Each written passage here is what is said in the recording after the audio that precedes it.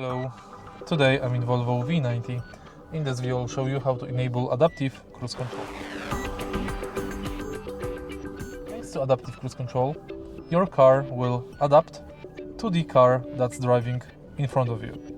To enable this function, press left or right arrow until you see adaptive cruise control. Now fasten your seatbelt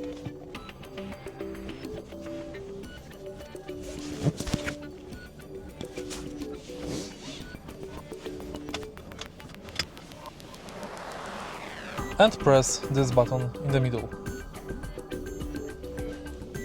Set gear to D, release parking brake,